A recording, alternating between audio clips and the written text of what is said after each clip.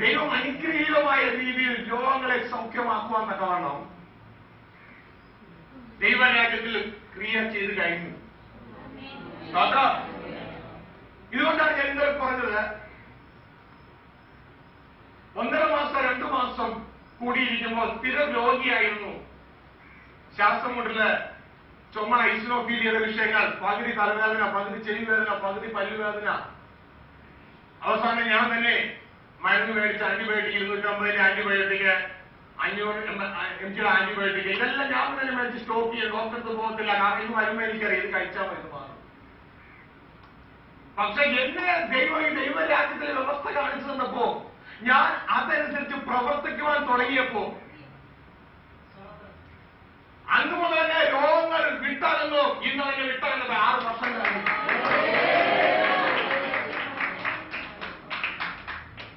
എന്നാൽ രക്ഷ പ്രാപിച്ചിട്ട് വളരെ വർഷങ്ങൾ ഞാൻ ഇതുപോലെ തന്നെ തുടർന്നു. മരുന്ന് കഴിക്കുകയും രോഗങ്ങൾ കഴിപ്പിച്ച് അതേ രീതി തുറന്നുകൊണ്ടിരുന്നു. എന്തുകൊണ്ടാണ് ഞാൻ തുറന്നേ?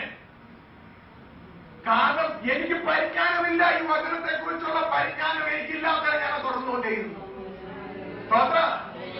എന്നാൽ ദൈവത്തിന്റെ വചനം എപ്പോൾ എനിക്ക് അറിവ് കിട്ടിയോ തന്നോ അന്ന് മുതൽ പ്രാക്ടീസ് ചെയ്യാൻ തുടങ്ങി. ആ ദൈവരാജ്യത്തിന്റെ സമ്പന്നത അനുഭവിക്കാൻ തുടങ്ങി. പ്രിയ ദൈവജനമേ, ഞാനും നിങ്ങളും എല്ലാം തുല്യമാണ്, എല്ലാവരും വളരുകയാണ്. പൗലോസ് അപ്പോസ്തലൻ പറയുന്ന കാര്യമുണ്ട്, ഇന്നു മുതൽ. അപ്പൊ എന്താ ഇന്നലെ മുതലാവാഞ്ഞേ? ഇല്ല, ഇന്നലേക്ക് അറിയില്ലായിരുന്നത്. ഇന്നു മുതൽ ഞാൻ ആരെയും ജലപ്രകാരം അറിയുന്നില്ല. അപ്പൊ ഇന്നലെ വരെയോ അറിഞ്ഞു. കാരണം ഇന്നലെ വരെ അറിവ് എനിക്ക് കിട്ടിയിട്ടുണ്ടായില്ല, ഇന്നാണ് എനിക്ക് അറിവ് കിട്ടിയത്. സ്തോത്രം. യേശുവിനെ ഞാൻ ജലപ്രകാരം അറിഞ്ഞിരുന്നു, പക്ഷേ ഇനി മുതലേ അങ്ങനെ അറിയത്തില്ല. സ്തോത്രം. അപ്പോൾ നിങ്ങൾക്ക് ഓരോ അറിവുകൾക്ക് ദൈവരാജ്യത്തെ കുറിച്ച് ദൈവവചനത്തിന്റെ സപ്പോർട്ടോട് കിട്ടുമ്പോൾ അത് ഏറ്റെടുക്കുക. സ്തോത്രം. അത് ഏറ്റെടുത്ത് പ്രാവർത്തികത്തിലേക്ക് കൊണ്ടുവരിക. ഒരല്പസമയം കൊണ്ട് എങ്ങനെയാണ് ഈ വചനങ്ങൾ പ്രാവർത്തിക തലത്തിലേക്ക് കൊണ്ടുവരുന്നത് എന്ന് പറയാൻ ആഗ്രഹിക്കുകയാണ്. എങ്ങനെയാണ് ഈ വചനങ്ങൾ പ്രാവർത്തിക തലത്തിലേക്ക് കൊണ്ടുവരുന്നത്? മനസ്സിലാക്കണ്ടേ? മനസ്സിലാക്കണ്ടേ? സ്തോത്രം. നിങ്ങൾ ചിന്തിക്കുന്നത് പോലെയല്ല ദൈവരാജ്യം നമ്മോട് കൂടെ ഇവിടെയുണ്ട്. അതൊക്കെ ദൂരെയല്ല. കർത്താവിന്റെ ദൂതന്മാർ, കർത്താവ് ഇതെല്ലാം നമ്മളോട് കൂടെയുണ്ട്. വലിയൊരു സാമ്രാജ്യത്തിലെ അംഗങ്ങളാണ് നാം ഓരോരുത്തർ. അനേക ദൂതന്മാർ നമ്മളോട് ചുറ്റുമുണ്ട്. കർത്താവ് യേശു നമ്മളോട് കൂടെയുണ്ട്. പിതാവായി ദൈവം നമ്മളോട് കൂടെയുണ്ട്. പുതിയ നിയമസഭ നമ്മളോട് കൂടെയുണ്ട്. വീണ്ടെടുക്കപ്പെട്ട ദൈവദാസന്മാർ, ദൈവ പൈതങ്ങൾ, ജോസഫ്, ദാവീദ്, അബ്രഹാം, യാക്കോബ്, എല്ലാവരും നമ്മളോട് കൂടെയുണ്ട്. പ്രിയ ദൈവത്തിന് ചെറുതെ ശ്രദ്ധിക്കുക. ഈ രാജ്യത്തിന്റെ പ്രവർത്തന മണ്ഡലം എന്ന് പറയുന്നത്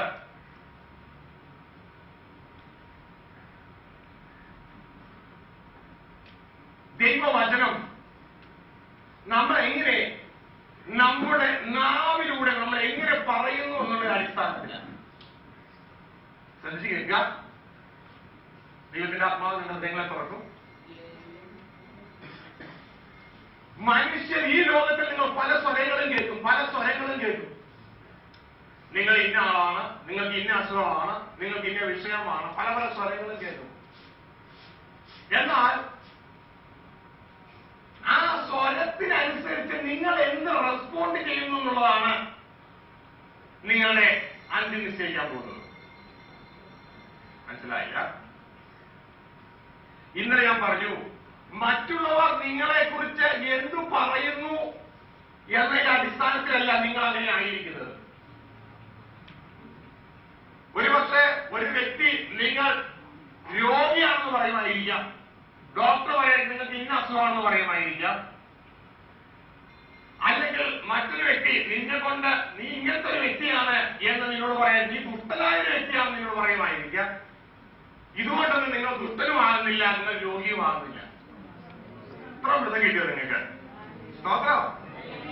ഇതിന് മറുപടിയായി നിങ്ങളുടെ വായിൽ നിങ്ങൾ എന്തോണോ പറയുന്നത് അതായിരിക്കും നിങ്ങൾ. വൃത്തം കിട്ടുന്നുണ്ടോ? വൃത്തം കിട്ടുന്നുണ്ടോ? സ്തോത്രം. കാരണം ജീവനും മരണവും, നിങ്ങളുടെ ജീവനും മരണവും ഇരിക്കുന്നത് ഡോക്ടറുടെ വായിലല്ല, നിങ്ങളുടെ വായിലാണ്.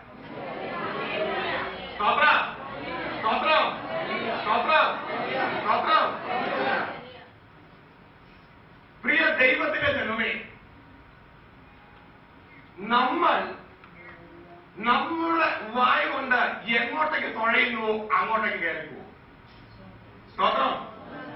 ദൈവരാജ്യത്തിന്റെ ഒരു രീതിയാണത്. ദൈവം മനുഷ്യനെ ഭൂമി സൃഷ്ടിച്ചപ്പോ അധികാരം കൊടുത്തിരിക്കുന്നത് പിശാചിനല്ല.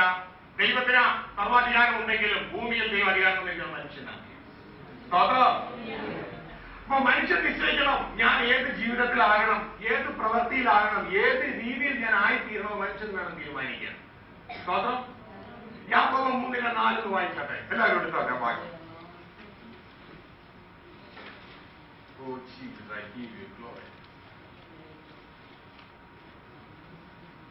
മുഴുവൻ കപ്പൽ എത്ര വലിയത് ആയാലും കൊടുങ്കാറ്റടിച്ച് ഓടുന്നതായാലും അമരക്കാരൻ ഏറ്റവും ചെറിയ ചുക്കാൻ കൊണ്ട് തനിക്ക് ബോധിച്ച ദിക്കിലേക്ക് തിരിക്കുന്നു. അങ്ങനെ തന്നെ നാവും ചെറിയവയോ എങ്കിലും വളരെ വമ്പ് പറയുന്നു. എല്ലാവരും എടുത്തോ? അന്ന് അങ്ങോട്ട് നോക്കിയാണോ വായിച്ചു? ഒരുമിച്ച് വായിച്ചു. എല്ലാവരും വായിച്ചു.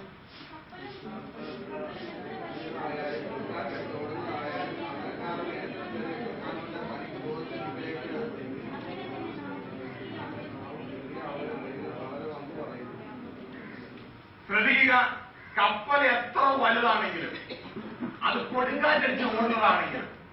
സ്തോത്രം. അപ്പൊ അതിന്റെ സാഹചര്യം എന്താ? അത് വലുതാണ്, അത് കൊടുങ്കാറ്റടിച്ച് ഓടുന്നതായിരിക്കാം.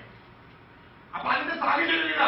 നിങ്ങളെ കുറിച്ച് ഡോക്ടർ പറഞ്ഞിരിക്കുന്നത് നിങ്ങൾക്ക് ക്യാൻസർ ആണ്, എയ്ഡ്സ് ആണ്, കിഡ്നിയുടെ പ്രശ്നമാണ്, ഹാർട്ട് വാത അടഞ്ഞിരിക്കുകയാണ്, മറ്റുള്ള എന്ത് വിഷയങ്ങളും ആയിരിക്കാം.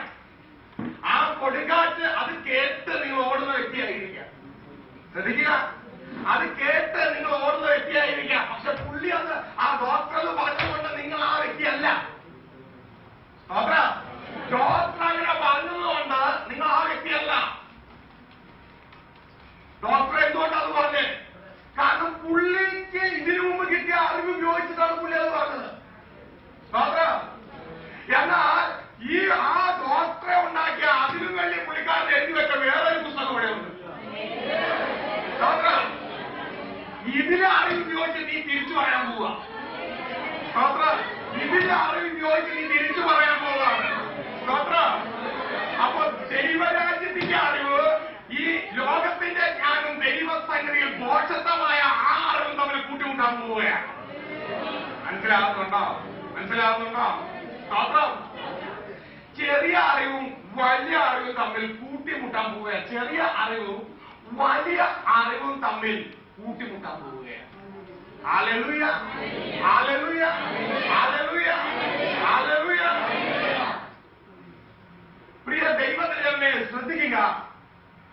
ഇങ്ങനെ കൂട്ടിമുട്ടുമ്പോ ഞാനും നിങ്ങൾ പറയാൻ പോകുന്നത് ലോകം പറയുന്നതല്ല എനിക്ക് ക്യാൻസർ ആണെന്ന് പറഞ്ഞോ.